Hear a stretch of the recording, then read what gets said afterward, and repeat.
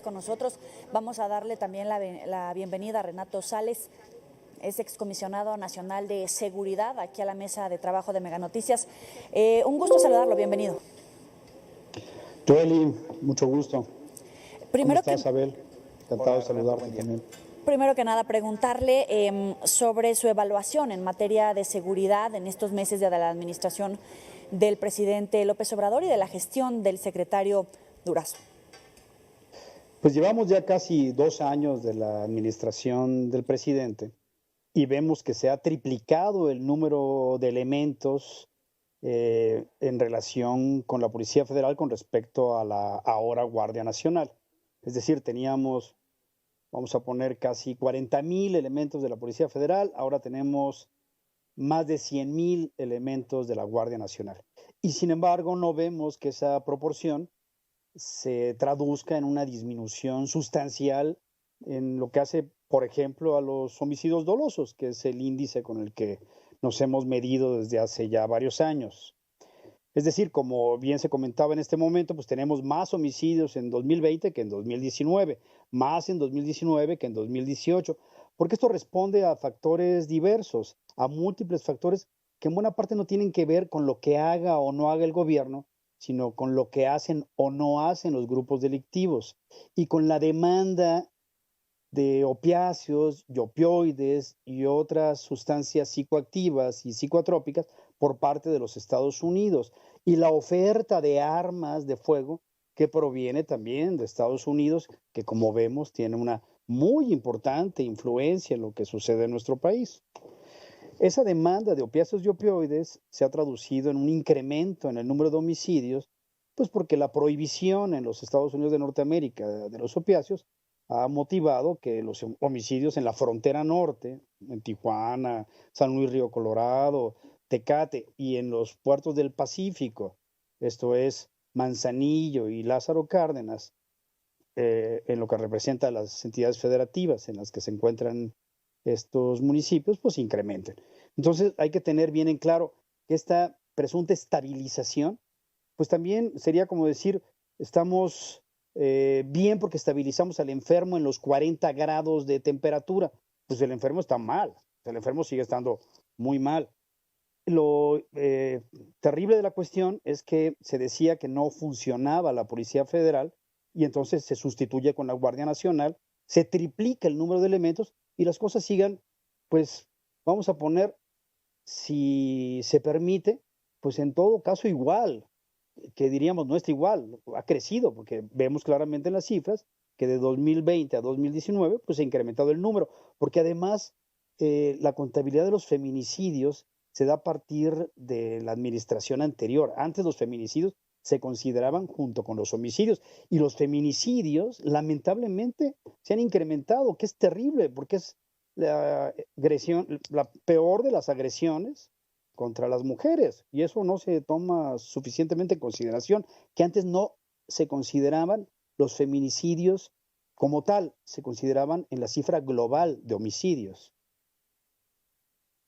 Renato, con todo este panorama que has planteado, ¿cuál sería la forma de entender y la forma de actuar del gobierno federal a 2 años del inicio de esta administración, donde se habló de un cambio de estrategia, donde efectivamente las cifras no han dejado de aumentar y comparado con este tema estadístico a los años 2011, 2012, 2013, 2014, donde realmente hubo una reducción de 4, de 10 y hasta de 14% en el número de homicidios?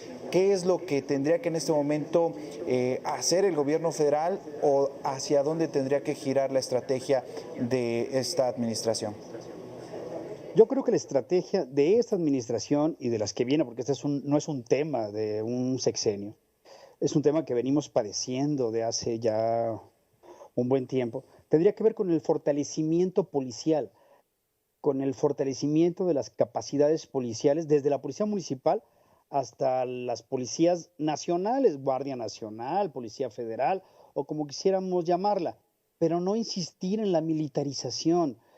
Yo siempre resumo el tema del incremento en la militarización con una frase.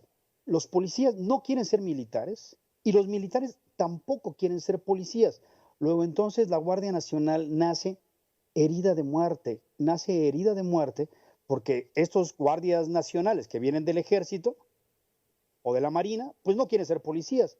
Y los policías que parten de la Policía Federal con sus derechos disminuidos, pues menos quieren ser militares. Los paradigmas son distintos. El paradigma militar es destruir al enemigo, enfrentar, combatir a un enemigo. El paradigma policial es proteger al ciudadano y capturar conforme al debido proceso a un delincuente, conducirlo a las autoridades y respetar derechos en ese transcurso. Son paradigmas completamente distintos. Lamentablemente, en esta administración, vamos a utilizar un refrán, todos los huevos se pusieron en la canasta de los militares. Lamentablemente, porque en los temas policiales, pues hay que apostar por la civilidad democrática en el manejo de la cuestión, por seguridad humana, por profesionalización, por vincular a la sociedad civil con policía de proximidad. Uno ve transcurrir a la Guardia Nacional, las camionetas artilladas con visor, casco, metralleta, y pues esa, con todo respeto, no es una policía de proximidad.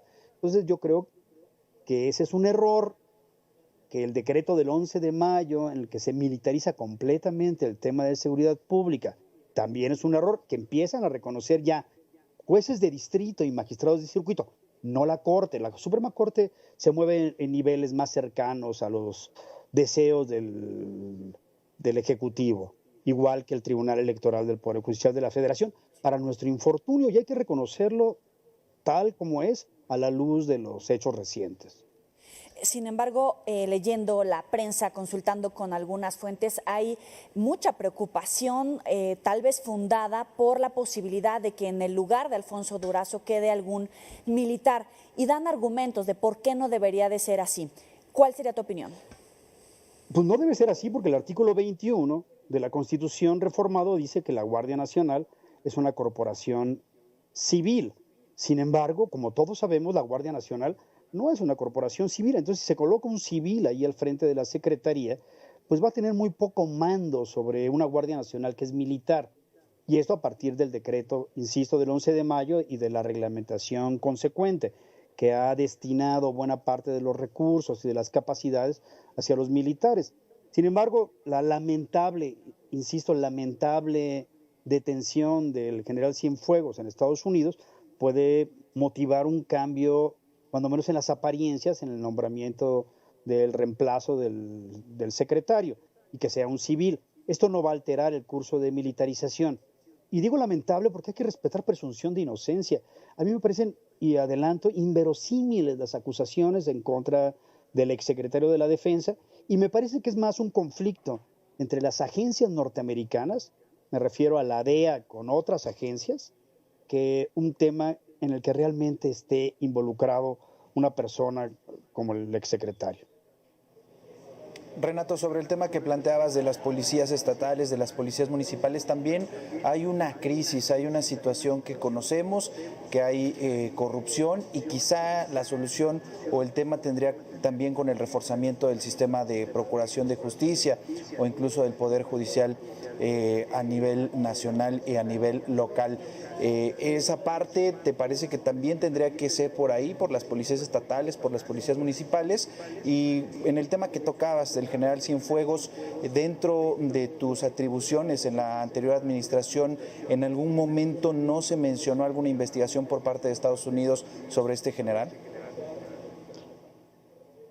En la última parte de tu pregunta, jamás hubo una investigación, pero ni sugerida por parte de los Estados Unidos, en lo más mínimo.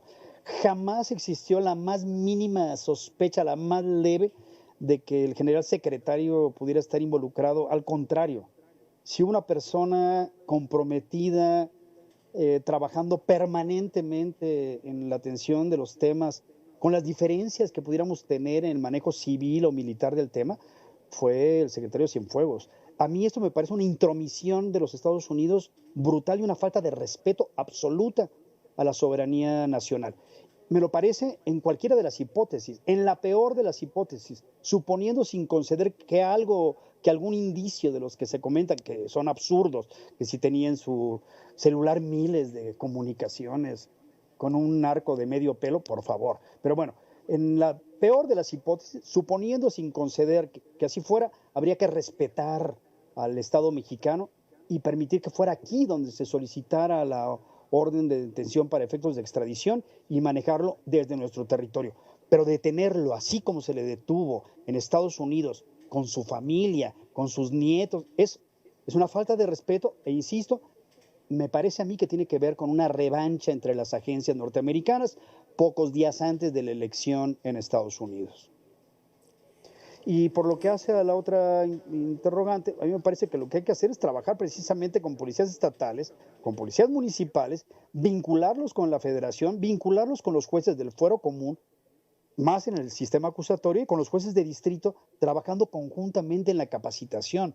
No puede ser que se capacite por un lado al Ministerio Público, por otro lado a la policía, por otro lado a los jueces y que se pretenda que trabajen conjuntamente si fueron capacitados aisladamente. Hemos insistido desde hace un tiempo y lo intentamos en nuestra administración en lo que se conoce como capacitación integral, porque la capacitación en el nuevo sistema, ya no tan nuevo, que se abandona también en buena parte en esta administración, tiene que ver con el entendimiento entre los diferentes actores, el fiscal, el defensor, el juez, y que hablen un lenguaje común, no lenguajes diversos como ahora sucede.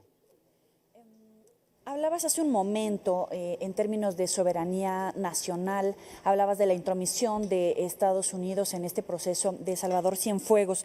¿Es legal la interceptación que reportan algunos medios de comunicación de la que se habló durante la audiencia al general Cienfuegos? Es decir, ¿fue legal, si es que hubo, que le estuvieran dando seguimiento a conversaciones privadas en sus celulares cuando estaba en territorio mexicano a un funcionario mexicano a pesar de las sospechas?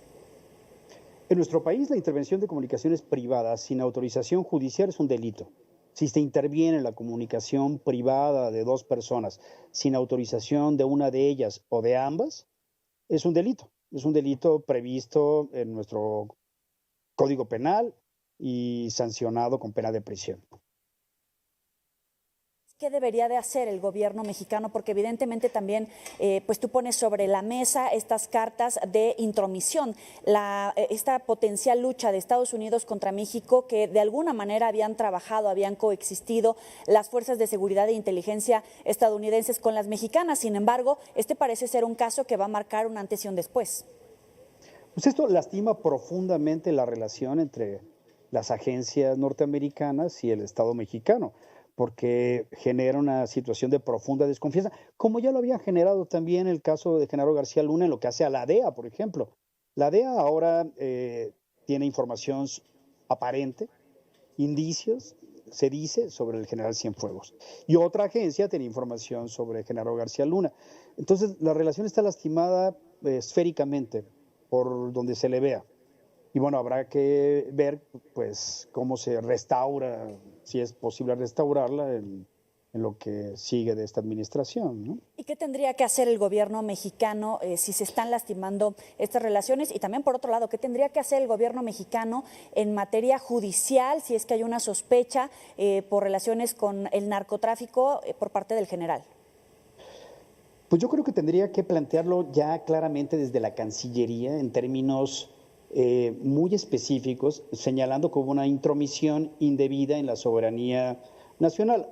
A partir precisamente de lo que dices, hubo intervención de comunicaciones privadas, no se le avisó al presidente de la República ni a nadie, aparentemente, y si se le avisó, peor aún.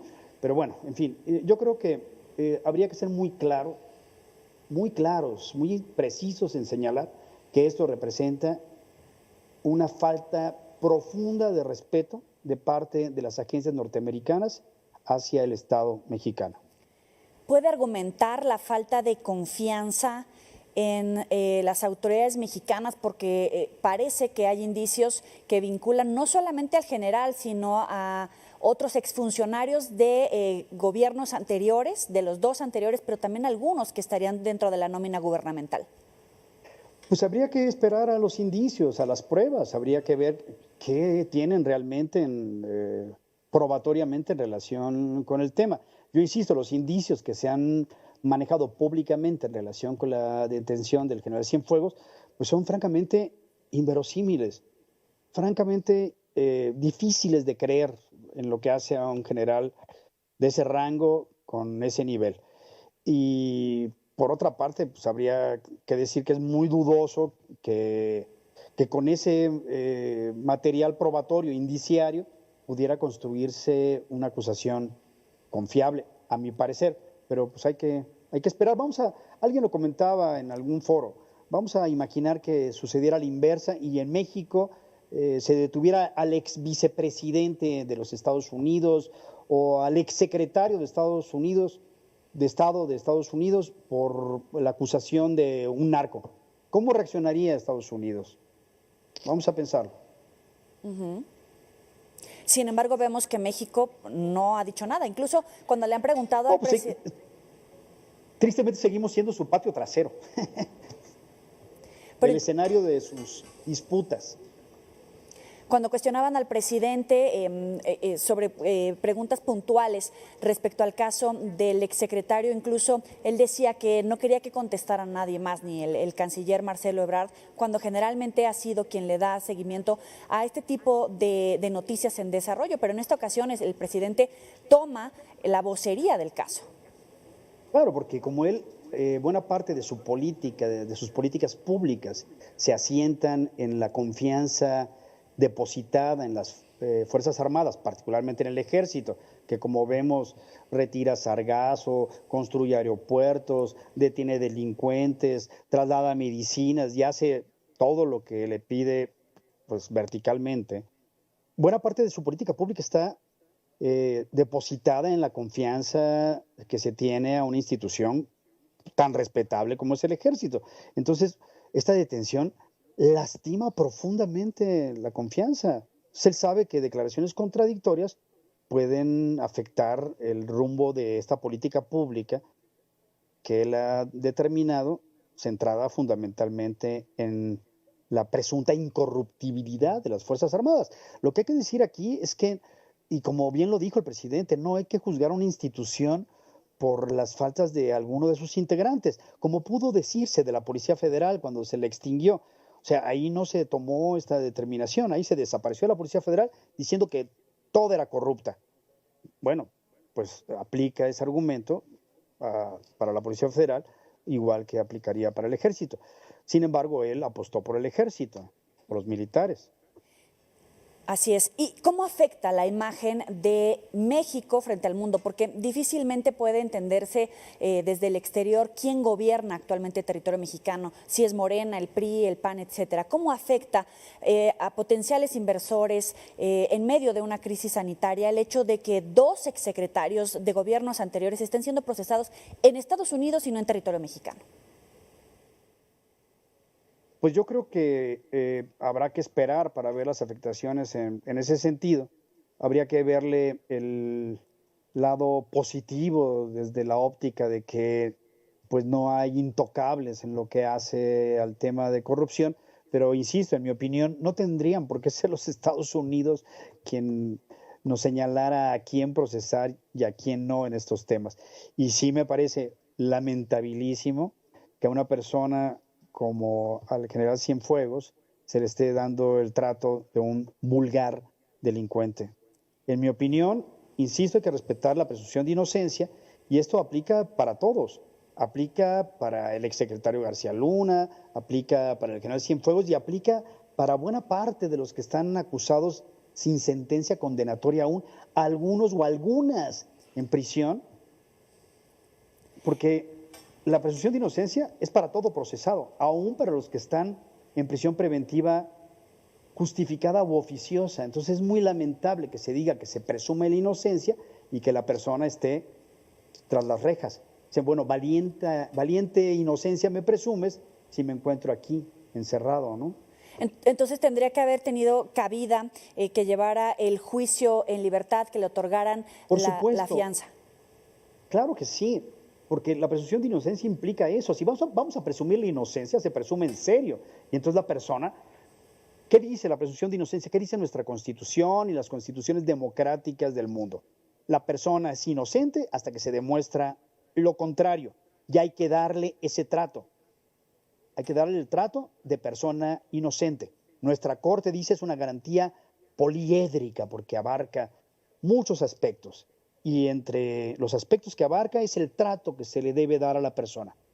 Yo pregunto, con sentido común, ¿el trato que se le da a una persona inocente es tenerla tras las rejas?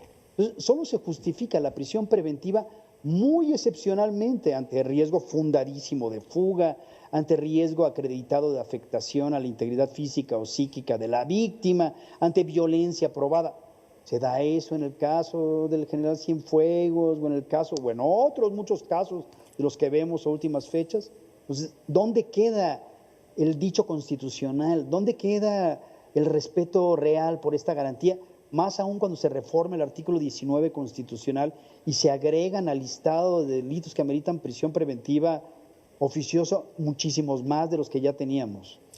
Para concluir, en este caso de el exsecretario Cienfuegos, ¿observas la posibilidad de que haya alguna investigación en desarrollo contra expresidentes en Estados Unidos? Pues cualquier cosa puede suceder de aquí a que terminen las elecciones en Estados Unidos, que afortunadamente falta poco. Cualquier cosa. Después de esto, lo que sea. Renato Sales, gracias por estar con nosotros en Mega Noticias TVC. Joel y Abel, muchas gracias. Gracias, Renato. A usted. Encantado.